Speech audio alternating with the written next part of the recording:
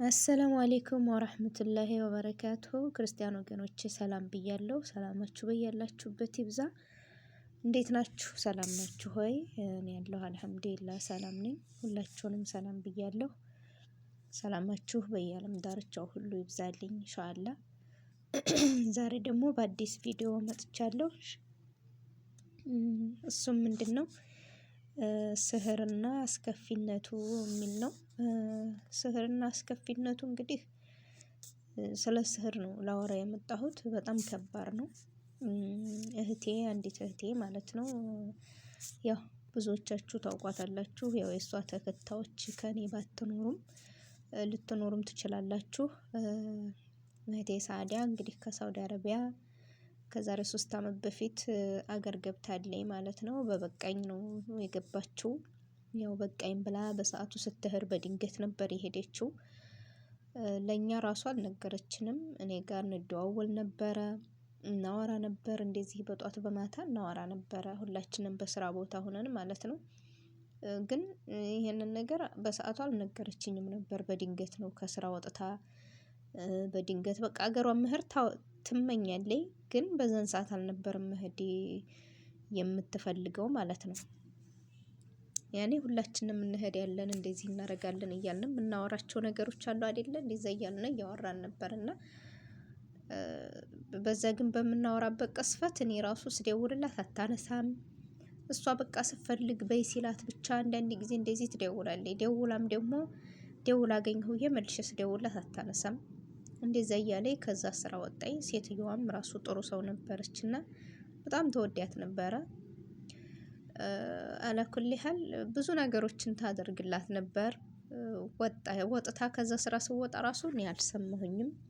ወደ ሀገሯም ስትሄድ ምንም ስትል እንደዛ ስንደዋወል የነበረ በቃ ጣነሸች። እኛንም አመማት፣ አሟት ከቤት ወጣች። ከቤት ወጥታም በቃ በድንገት ይድረስ ብላ እንደውም በጅዳ ሄዳ መዲና ራሱን ባሶቹ እስከሚመጡ አልጠበቀችም እና በጅዳ አድርጋ ምናምን የሄደችው ስትሄድ ማለት ነው። እንደዛ ብላ በቃ ጥድፍድፍ ብላ ወደ ሀገሯ ሄደች። ተገላገለች ምናምን እያልን እኛም ራሱ እዛም ከሄደች ራሱ አናግሬያታለሁኝ። እንደዚህ ደህና ገባሁኝ አለኝ፣ ደህና ነኝ አለኝ።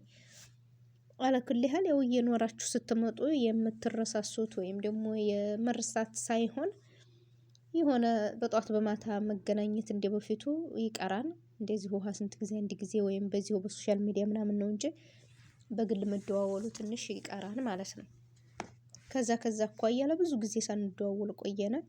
ግን በዛን ታይም እሷ እያመማት ነበርና ያው እያመማት ነበር። አልሐምዱሊላህ አሁን ላይ ደህና ናት። ያው ጥሩ ነኝ ብላለች። ግን በዛን ታይም መጥፎ በሽታ ስለ ስህር ነበረ እየታመመች ነበረችው። ያው በኋላ ሩቃ ቤት ሄዳ ምናምን ሲቀራባት የተወሰነ እየተሻላት ለውጥ እያገኘች ምናምን መጣች።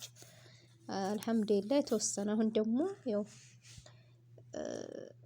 ልጄ ጋር ነው አልስማማ ያልኩት እና በስህር ምክንያት ነው ብላ በምታወራበት ጊዜ ብዙዎቻችን አንረዳትም ማለት ነው። እኔም ራሴ ብዙ ኮሜንቶችን እየተከታተልኩ ነበረ አያለሁኝ። እኔ ብዙ እህቶች ብዙ ነገር ትላላችሁ። እኔ ለሷ ማለት እሷ በጣም ጎበዝ ልጅ ናት። አሁን ብዙዎቻችን በሃይማኖታችን በዲናችን ደካማ ነን። ሃይማኖታችን ሙስሊም ሆኖ እያለ ግን በዲናችን ብዙዎቻችን ደካማ እንሆናለን ማለት ነው። እሷ ግን ደካማ ከሚባሉት ሳይሆን ማሻአላ ጠንካራ ከሚባሉት የተማረች ቁርአን የቀራች በቁርአን ራሱ ተሸልማለች። እዚሁ በኦንላይን እየቀረይ ምናምን ማለት ነው። እኔ ስለማቅ ነው ስለሷ። በቂራአቷ በጣም ጎበዝ ተማሪ ናት። ጎበዝ ቃሪ ናት። ማሻአላ ተባረከለ ብዙ ነገሮችን ታውቃለች ማለት ነው። እና እናንተ እንደምትሉት አይደል ብዙ አንዳንድ እህቶች ማለት ነው፣ ብዙዎቻችሁ ሁላችሁም ሳትሆኑ አንዳንድ እህቶች እንደምትሉት ሰው አይደለችም እሷ። የራሳችሁ ጥርጣሬ ነው እንጂ ራሳችሁ ባለማመናችሁ ነው እንጂ ምናምን ብዙ ነገር የምትሉ እህቶች አላችሁ ኮሜንት ላይ ማለት ነው። ግን እሷ የዛ ሰው አይደለችም። ማሻአላ በጣም ጎበዝ ናት። የኔ ቢጤ እንኳን ቢል ምምኪን ብትሉም የሆነ የሚያመሳስለው ነገር ሊኖር ይችላል ማለት ነው። እሷ ግን እንደዚህ የምትባል ደካማ አይደለችም። በሃይማኖቷ በዲኗ ጠንካራ ጎበዝ ናት። ምንም ብዙ ነገሮችም ታውቃለች ማለት ነው። ከማወቋም የተነሳ እኛን ራሱ በቃ ለማስተማር ለማሳወቅ ብዙ ነገር የምትጥር ናት ማለት ነው።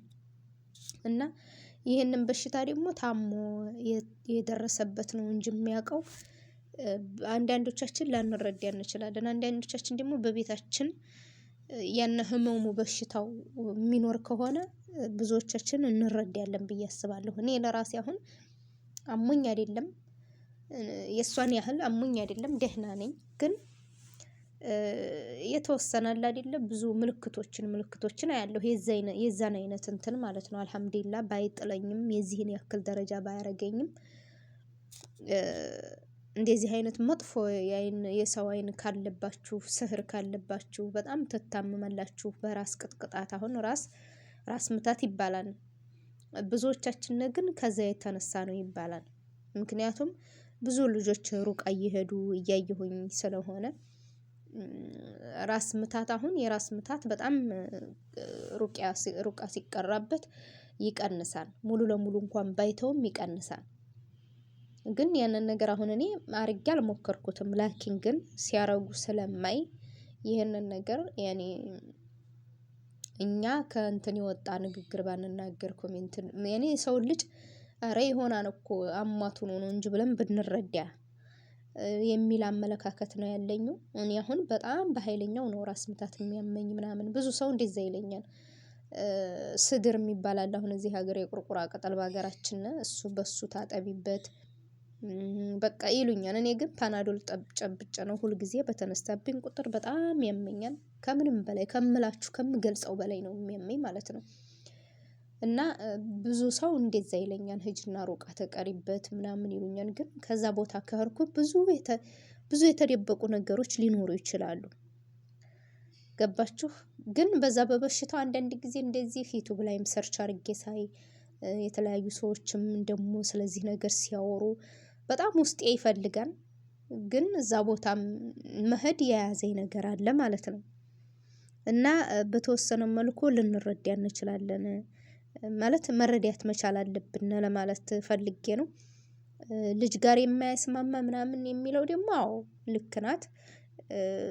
ልጅ ጋር አያስማማም። በጣም ከባድ በሽታ ነው ይሄን በሽታ እኔ እንጃ። ግን አላህ ሱብሃነሁ ወተዓላ ይህንን የሚያደርጉ ሰው ይሆን ብለው ልጅና እናትን ለማነጣጠል እናትና ልጅን እንዳይስማሙ ለማድረግ የሚያደርጉትን ሰዎች አላህ ሂዳያ ይስጣቸው። ብቻ በዱንያው በዚህ ሀገር ለለቱ ቢሳካላቸውም ነገ በአኼራ ግን አይመቻቸውም። እኔ እንጃ ምን ብዬ እንደምገልጻቸው ማለት ነው። አላህ ሂዳያ ይስጣቸው። በስ ከመራገም ውጭ ሂዳያ ይስጣቸው ከማለት ሌላ ምንም ማድረግ ማለትም አይቻልም።